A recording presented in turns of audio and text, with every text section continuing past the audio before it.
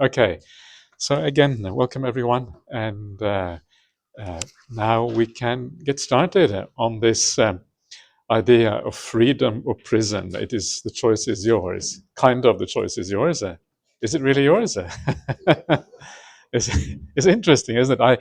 I gave a talk recently in Perth about the idea of free will and whether there is free will or not. But in the end, we have to, whether there is free will or not doesn't necessarily matter all that much. What matters is how we deal with it, how we approach our life. And we approach life as if there is free will. So we approach it in a sense to make the most out of our life. That's kind of the idea here. So in a sense, the choice is in a sense yours because it feels like it is our choice. It feels like we are making these decisions in our life. And so the idea behind this workshop is to focus a little bit on freedom. How does freedom sound to you? Does it sound like a nice thing? Yeah, it's better to be free than to be in prison, right? Prison is kind of a bad idea. So freedom is a positive thing.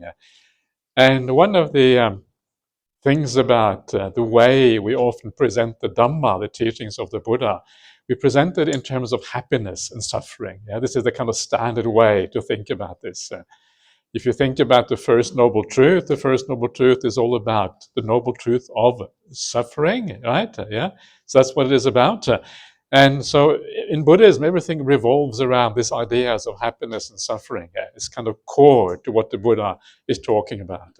And that makes a lot of sense because our immediate experience of the world is that we suffer or we're happy. We can kind of relate to that very immediately. And so when you ask people, everyone wants to be happy. No one wants to be depressed. No one wants to break a leg if they don't have to, right? No one wants to have all of these negative aspects in their life. And people want to maximize happiness. And so that's kind of the focus of the Buddha in the Four Noble Truths. And so much of the Buddhist path really revolves around this idea of happiness and suffering. But sometimes the idea of happiness gets a bit kind of diluted and undervalued.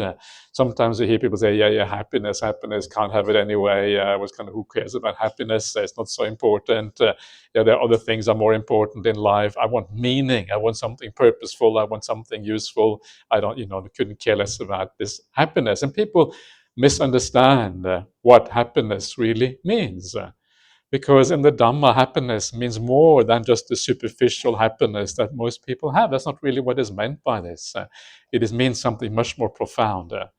And so sometimes it is useful when we think about the Dhamma or what it is that we want to pursue in life. What is really important is to look at it from various different angles. And one of these very beautiful angles to think about the Dhamma from is the idea of freedom. Because we can all relate to freedom. We can all understand that that is a positive thing. No one wants to be in a cage. No one wants to be boxed in. No one wants to be in chains. Yeah, being in chains, that is the opposite of freedom. No one wants to be in prison. These are all very negative things. So if we can cut some of the chains in life, if we can kind of sever some of the fetters, you have the beautiful word in the Pali, sangyojana, which means a fetter. A fetter is like a bond. You are bound down. And in the old days, I don't know if certainly in Europe they had this idea: you fettered, you had a ball and chain. You know what I mean by ball and chain? That is iron ball. You had a chain that kind of was put around your leg or something. You couldn't go anywhere. That's like you're fettered, or you have a chain, and the chain is kind of is fixed to a wall, a stone wall, and so you're kind of held back against the wall. And so we want to cut these fetters in the world. We want to cut that so we can kind of soar. We can become light. We're not bound to the ordinary world anymore, the world of the five senses, the heavy physical body, all of these kind of things. The mind is held down by these fetters. And so the mind is kind of held low by these things. When you cut the fetters, it's like a balloon starting to soar. Yeah, the good qualities of the mind. This is like the helium of the balloon, which allows the mind to soar up. And when you throw out the sandbags, you cut the fetters and the ropes that hold the balloon down. And then the balloon goes higher and higher and higher, and you feel light, you feel bright, you get the view, you get this kind of panoramic view when the mind soars up. It's like the bird's eye view. You understand what is really going on because you are above it all. And this is the idea of the mind which soars above the world and can see clearly what is going on. You get the bird's eye view of reality. And this, of course, is all internal. This is an internal kind of freedom. And so this is what we want to look at, how we can make the mind soar, how we can liberate the mind from all the fetters of the world. This is kind of what this is about, this workshop, or whatever we want to call it, this little retreat, Sutta retreat. And so that is, so to me, the idea of freedom is a very beautiful one. It's something we can all relate to, I think. And what is surprising is that when you start to read the suttas, you start to read the word of the Buddha, you realize very quickly that the idea of freedom is found throughout the suttas. It is something the Buddha talks about again and again and again. The ending of the Buddhist path, the purpose of the Buddhist path is a kind of freedom. Every step on the way is a kind of freedom. The number of words that the Buddha uses to describe freedom, he uses a large number of words that basically mean freedom and liberation and release and these kind of things. The most important word the Buddha uses for freedom is the word vimutti. Yeah, vimutti. And you will see the word vimutti or mutti, the V in front doesn't matter so much. Either mutti or vimutti, it's the same kind of word. It's kind of the most basic word that means freedom. And you see this used throughout the suttas for all kind of unusual things, all kind of unusual places that you may not expect. And I will show you where it is used as we go through the suttas. But it's used in simple things like generosity, for example. Generosity is a kind of mutti, a kind of freedom.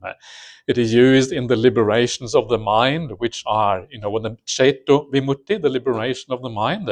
These are like the jhanas and these kind of things. It is used also all the way at the end of the path when we come to the very, the deepest sense of insight and these kind of things. So the whole sequence, the whole gradual training, all the aspects of the path are somehow related to this idea of freedom, vimutti, mutti, this kind of word. Is the sound okay? Is it? Can it be better? Good enough? Yeah, okay. If it's not good enough, let me know and I will try to adjust it. So that is the word vimutti. Then you have another word which is vimokkha. Vimokkha is very similar to the idea of vimutti. This is again means like liberation and freedom. And in the suttas you have the 8 vimokkhas, the 8 kinds of liberations of the mind. So you have this is also found in the verbal form, vimunchati or munchati, which also means to liberate. So vimokkha is another one very closely related to the idea of vimutti. Also, vimokkha usually used a little bit more for the kind of samadhi and the Brahma viharas and these kind of things. And then you have a very interesting word called nisarana. Nisarana. Have you heard this word before? Nisarana, yeah. We have a monk in Australia called Nisarana. Have you met him before? Venerable Nisarana? You have, yeah. Niwarn has met him. He knows him already. Okay. Well, he was in India when he went to India recently. So that was kind of nice. We met him in when we were in Benares, Varanasi. He was there.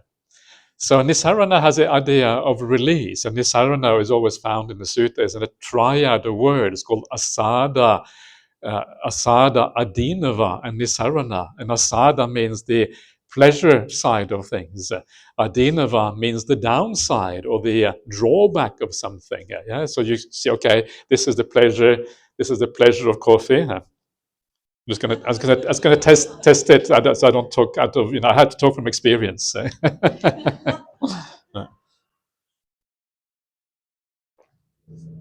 Okay, so that's the asada. That's the pleasure of coffee.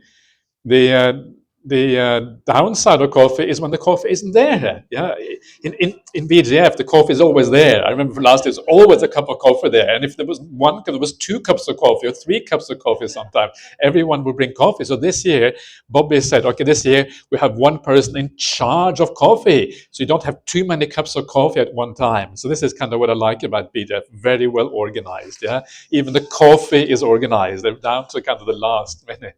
That's wonderful. So this is the asada. So no asada, BGF, no adinava, no drawback because the coffee is always there. But other places like India, coffee not always available. Yeah, so I'm certain adinava, no coffee is there.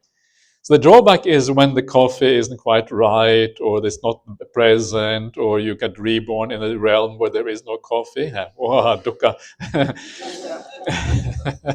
I'm just joking, actually. I'm not that addicted to coffee. I'm just kind of making some fun of it. So, and then you balance out the asada and the adinava, the drawbacks and the good side, and you find actually the drawbacks are far worse.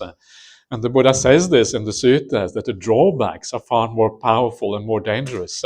And because of that, you look for the nisarana, you look for the release, or you look for the escape. The escape is the usual translation of nisarana.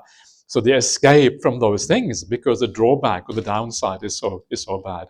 Escape, yeah, escape from prison, yeah, freedom, liberation, release, escape. You can see how all of these things are around, revolve around the same idea. So many of the core ideas in Buddhism are about this idea of freedom. Yeah, you can see how it is found again and again and again in the suttas. So the Buddha makes a lot of this.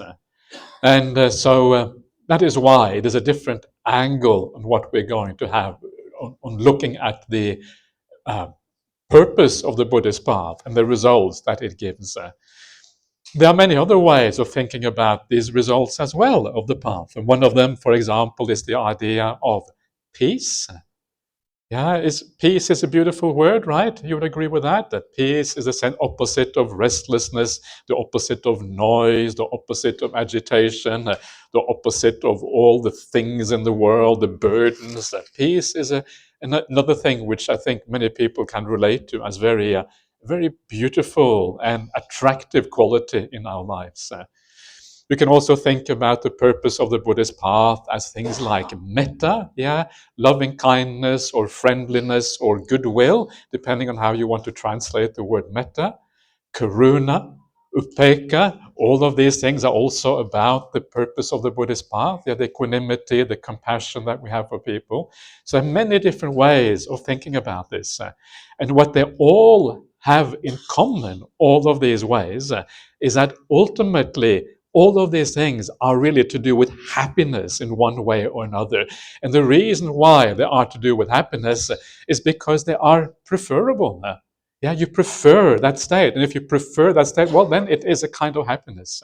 And when you understand happiness in this way, then it starts to make sense. It doesn't just mean some superficial, yeah, everything is nice, you're running through the streets and enjoying your ice cream and going to the movies or whatever. It doesn't just mean some superficial happiness. It means something truly profound. Freedom, release, peace, compassion, all of these beautiful qualities, all of these things packaged together become one thing, and that is happiness of the Buddhist path. Yeah, the sukha, what is nibbanang paramang sukhang, as it says very beautiful in the Dhammapada. Nibbana is the highest happiness, the ultimate happiness. So this is why I want to talk about freedom today. So not just today, also tomorrow, and the day after, and the day after. I've been to India too much. I go like this all the time now. I find it so nice to go like this. It's gentle, right? It's kind of gentle. It's not sort of yes and no. It's kind of a bit harsh, but this is like very gentle way of I really like this way, and also I like what you say here in Malay, Singapore. The la ending is very nice. Yeah, ya la, no la, no la. It kind of makes it more gentle, right? So this together with la, wow, it's perfect combination. Every culture has its own way of making things a bit more soft and gentle. We should take these things on board because we, as Buddhists, we should be a bit soft and gentle. So that's kind of, what this is about. So um, anyway, so this is what the idea of this little kind of sutta retreat is about. It gives you a rough, sense of purpose of where we're heading and all these kind of things. So I'm going to start off now with the suttas because that is what this is about. And I'm going to start with a sutta called the Pahārādasutta. This is found in the Anguttara Nikaya Numerical Discourses, chapter 8 chapters, sutta number 19. You can see it there on the screen. This has been very beautifully set up by Ajahn. Ajahn, where are you? Are you here? Over there. Okay, hiding away in the corner of there. Okay, very good. Okay. So thank you so much, Ajahn, for doing that. That's wonderful. And every year I get an email from Bobby saying, Ajahn needs the suttas. Please send the suttas. So, okay, send the suttas. That's good. So the Pahārādasutta, I made a little mistake here because this is the sutta translation by Bhante Sujato. You all know Bhante Sujato? Anyone does not know Bhante Sujato? Who does not know Bhante Sujato? 1%? Only 1%? Doesn't know? 2, 3, 4? Okay, 4, okay. 5? Okay, good. So he is an Australian monk. He lives in Sydney. And he's also like an Ajahn Brahm disciple. Yeah, so that's what he calls himself, Ajahn Brahm disciple. But Bhante Sujato, he has a very big head.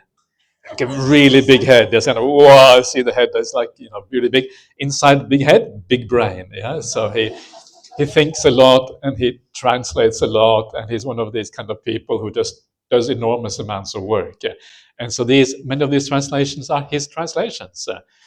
It was very interesting. He has this website that really is his brainchild called suttacentral.net.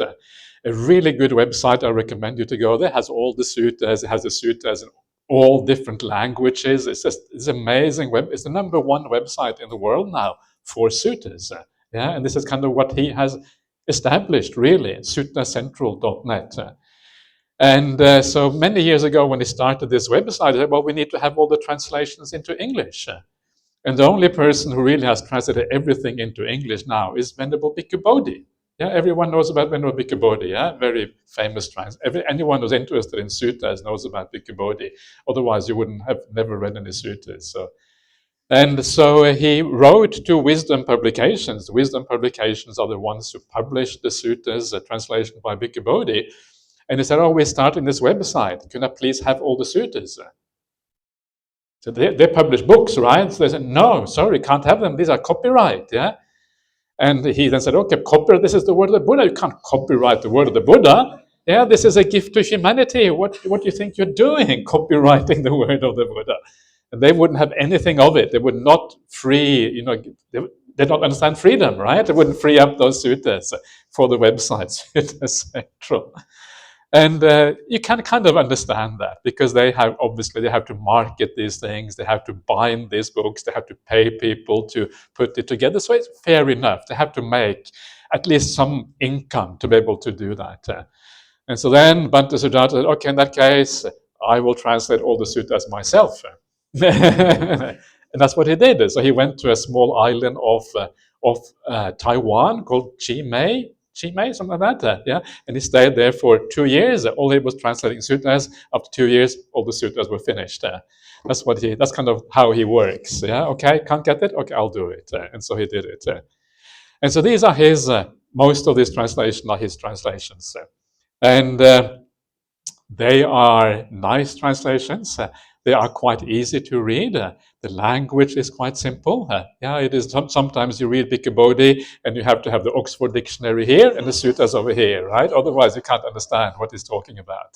He uses some very advanced words sometimes because he is a philosopher. He has a PhD in philosophy, so he kind of gets, that's kind of the way he thinks. I don't think he tries to be difficult. It's just kind of how his brain works. Yeah, he doesn't understand the simple words.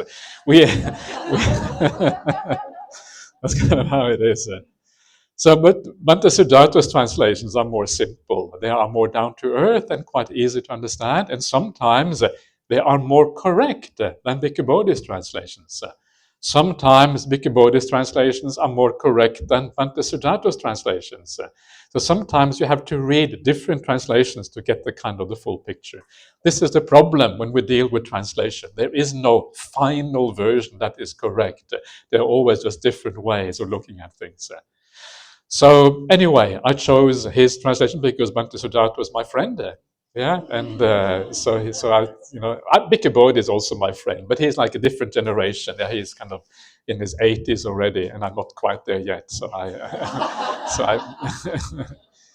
so that is. That's why I chose these translations. But what I forgot, and I don't know how I forgot that, and is that actually I also have translated this sutta, because this sutta is also found in the Vinaya Pitaka. In the Vinaya Pitaka, I have translated it, and then I chose Bhante Sujata's translation over my own translation. But of course, my translations are even better than Bhante Sujata, right? This is the point. Anyway, that's what no one else says that, but I say that, so that's kind of how it works. Anyway, so we're going to have to stick with Bhante Sujata because that's what we have now. But that was a major mistake of mine. So we'll we'll see how we go. And maybe I'll make some corrections as we go along. Okay, so now let us get started with this. So look at all of these beautiful tables. What freedom is! Wow, very nicely done, Wayan. You have my congratulations. So here we are. So this is the Sutta Pahārādasutta. So we will just start very briefly, and then we will have a quick break in a second, just to follow the schedule that we have, which I think is a nice thing to do. At one time, the Buddha was staying in Viranja at the root of a neem tree dedicated to Naleru. Then Pahārāda, lord of the demons, went up to the Buddha, bowed and stood to one side. And the Buddha said to him, "Well, Pahārāda, do the demons love the ocean?" "Yes, sir, they do indeed." So let's stop there. One of the things I'm not so keen on is that all of this text on the screen, because I know what happens. If the text is there, people will read the text rather than listen to what I have to say.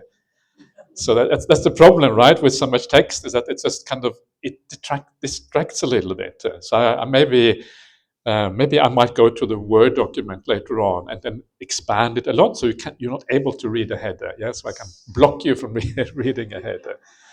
Because they call this death by PowerPoint. Yeah, when kind of there's too much text and no one is able to kind of follow what you say. So it's one of those things. But let's just very briefly start with what we have here.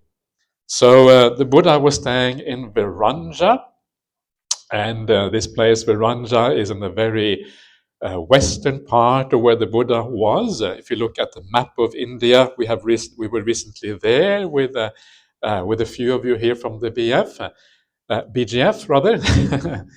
And Viranja is actually quite close to, not so far from Delhi. That's kind of the most western part area where the Buddha traveled in those days. The Buddha basically traveled in what is called the Ganges plain, the kind of the area where the Ganges Valley was.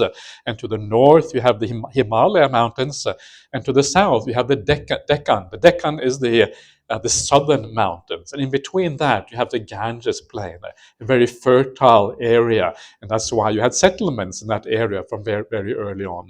And this is basically where the Buddha wandered in those days. And Viranja is one of the most westernmost part of this kind of plain. So he was staying there, and while he was staying there, the lord of the demons here are the asuras. Yeah, you've probably heard of the asuras, and they had a lord called Pahārāda, also known as Rahu sometimes in the suttas. And the asuras, they are sometimes said to be lower beings below the human realm, and sometimes said to be higher beings in the Deva realm. It's kind of one of those very confusing things. You're not really sure where they are, because on the one hand, they are fighting with the Devas.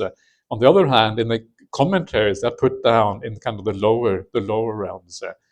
So what is it? And there was one of the Malaysian monks, Venerable Dhammavuddha. Remember Venerable Dhammavuddha? Yeah, who passed away a few years ago. He wrote something quite nice about the asuras, and he said really they belong to the Deva Loka. They belong in the same realm as the Tavatimsa Devas. That's really where they belong, and they should not really be in the lower realms. And in the suttas, the lower realms are only the hell realms, the Peta Loka, the Pretas, the ghosts, and also the animal realm, but not really the Asuras. And I actually talking about Preta Loka, I hear it's a Qingming festival these days. Yeah, that is kind of the tomb sweeping or grave sweeping, grave cleaning festival. Qingming, we looked it up yesterday, means something like brilliant. What was it again? Brilliant light? No, something about brightness. Brilliant brightness. So anyway, something like that. So it's kind of nice. So talking about that, because it is Qingming Festival, every day at the end of the day, we will share the merit of the departed, what we do here. So we do our part as well. Yeah, because I think it is one of those beautiful things we do in Buddhism. We actually look after the departed. And I think we should really do that. So because it is this festival, it's a good opportunity. Just talking about Peta, so getting a bit sidetracked because of that. Anyway, so the Asuras, they really belong to the heavenly realm, the Tamatingsa heavenly realm. Yeah, so you have the human realm, you have the Chatu Maharaja Devas, the one level above, and then you have the Tavatingsa Devas above that. And in that Tavatingsa Devas, you very often have the Asuras, they're fighting with the Devas. Yeah, you may remember some of the stories where they're fighting and then they kind of they fight, but they don't really die. That's interesting. They get capture them, and then they can just have to think the right thought, and then they are released by thinking the right thought. It's kind of a very different way of of dealing with fighting, in a sense, in the Devalokas. So there is this fighting going on up there, and this is where the asuras are found, and where they belong in the suttas. And what is interesting is that when you go to the pre-Buddhist literature, the Vedas, you find the same thing. You find the Asuras and the Devas fighting with each other. If you go to some of the not Indian, the Iranian, uh, the Zoroastrian ideas, they have a god called Ahura Mazda, and Ahura Mazda is Ahura is the Asuras. The same word. H and S are interchangeable when it comes to this part of the world. Yeah, so Asura and Ahura is the same thing, and they also had this idea of the fighting between the gods. Yeah, in this way. And if you start looking around the world, you start to look at how the gods are depicted everywhere around the world. Yeah, I am Norwegian by birth. Yeah, Norway, we also have the kind of the famous gods, Thor and Odin. They would also fight. Yeah, they would look forward to go to heaven so they could fight more in the heavenly realm. They were kind of really mad. I don't know what they were thinking. That's kind of how they were thinking. And if you also go to the Greek gods and the Roman gods, they were also fighting in heaven. And so all of these religions have this idea that in the heavenly realm there are wars, if you like, or they're fighting with each other. And Buddhism has the same thing. So what does that mean? Why is it really true that there is fighting in heaven? Does it make any sense? Why would they fight in heaven? Finally, you should get a holiday from all the fighting. There's enough fighting here already in the human realm. I want to get rid of all the fight. I'm fed up with Ukraine and fed up with the Middle East and fed up with all of these things that we do here.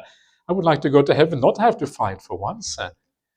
But the interesting thing is that I think that because all cultures have the same idea, I think it taps into an underlying reality here. And I think, of course, they fight in heaven because the Devas are like us in a large extent. Yes, they have longer lives. They have more happiness. They probably don't have any atomic weapons, yeah, because that's only humans are stupid enough to have atomic weapons. But they are basically like us. And so they have fighting in the heavenly realm, but it's a more gentle kind of fighting. That's when they bind each other. They bind each other with mental bonds. And if the Lord of the Asuras thinks, oh, may the Devas be happy, I forgive, straight away he's freed from those bonds because it's a mental thing. And so it's a more gentle way of fighting. Yeah, and so you see these things again and again in the suttas. This idea of of gentleness in the fighting, but the fact that they fight is to be expected because they are like us. The devas are not fundamentally different. Remember, all of you, you might get reborn in the Devaloka. How many here planning to get reborn in Devaloka? One over here, okay. Why not, right? I mean, sometimes people say, oh no, I want to be human because then I can practice more. Actually, sometimes you don't know what's going to happen if you are human, yeah? I recommend just go follow your karma, that's what I recommend, and see what happens. If you get reborn in Devaloka, at least you get a nice holiday, can't hurt. So, so this is, and so that, but that also shows you the downside of the Devaloka. It is not always as wonderful as it is cracked up to be. They still have some of the same problems that we have in the human realm, except with more happiness, with longer lives, with more glory, etc., etc. Anyway, so this sutta then is about this Asura, the lord of the Asuras, and he comes and he has a chat with the Buddha. And so in a second, we will see what happens during this conversation between the two. But now let us try to follow the plan a little bit at least. So let's have a quick 5-minute break. The idea with these breaks is that there's a chance to stretch your legs a little bit if you need, to have a toilet break if you need, or just to sit and do some meditation if you prefer that. And after 5 minutes, please, we will carry on with a quick Q&A after that. All right.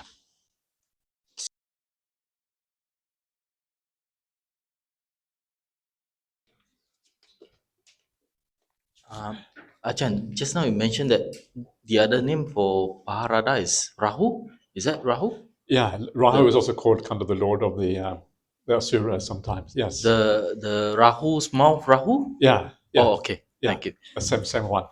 And Rahu's mouth is the one, according to the tradition, who would swallow the moon. That's why we had eclipses of the moon, according to the old understanding of that. Yeah.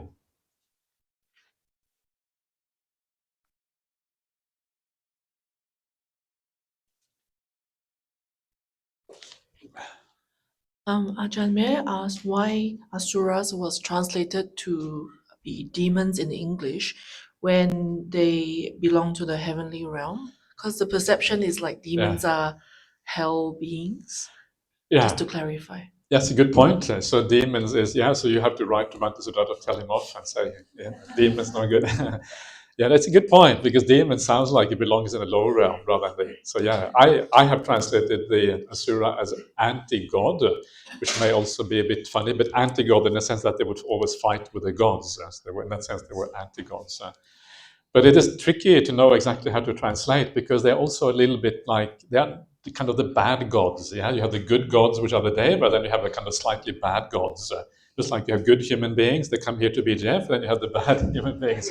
I don't know where they are, but we're not going to say where they are. And so it's a similar kind of, so it's a little bit bad, but it's not very bad. Yeah, they still belong to that realm. So it is a little bit difficult to know how to translate it. Titans is another translation. Titan, is that good or bad? I don't know. Is Niwern, is Titan, is that good or bad? Clash of the Titans. Titan, is that? I don't know. I'm not sure myself whether Titan is good or bad. It sounds kind of Titan. Yeah, sounds good. Yeah, sounds better than demon. Sounds like Greek god, right? Which it would be, of course. Ajahn, I've also heard of the translation warriors. Warriors. That would usually be a translation of Katya, Kshatriya. The four castes, you have the Brahmins, the Kshatriyas, and you have the four castes in a sense. Usually that would be translated as warriors. Like Shakyamuni, when the caste that he was born into. No, that's Shakyamuni is something else. This is Kshatriya, it's different. Katya. Yeah. Shakyamuni is the Sakyan clan. That's what that is. That's not a different thing. Yeah. Venerable. Hi. Wouldn't it be better, like, the translator for specific name should be in the bracket in Pali? What should be bracket? What do you mean? Like, the Pali term for demon. In bracket? In bracket, when they're translating, when you translate. So the reader would know, Yeah. The thing about these translations that they are available online. So online, we can put the Pali on one side, the English next to it, and so you will see straight away what's going on. This is mostly meant to be used online, you see. So I think that's kind of the nice thing about it. You can see if you want to, but if you just want to read the English, then there is no distraction. Well, I think one of the interesting thing about reading something, to have a nice reading experience, is important not to have too many distractions in the text. And so you want to have something which reads very smoothly, and then it becomes more like the Buddha is talking to you. If the Buddha is talking to you, there is no distraction, right? You're just listening. And so the reading should be a little bit like the Buddha is talking to you. That's kind of the idea, I think. Yeah. Well, specific name term, it's not a distraction, I don't think. Asura, yeah, but Asura is not a specific name. It's a kind of a class. I'm not sure if it Yeah, is. but in certain terms, specific term, it should be in the Right. bracket. Okay. In Pali. Yeah, you have to write about this better. Tell him off. No, you have to translate it.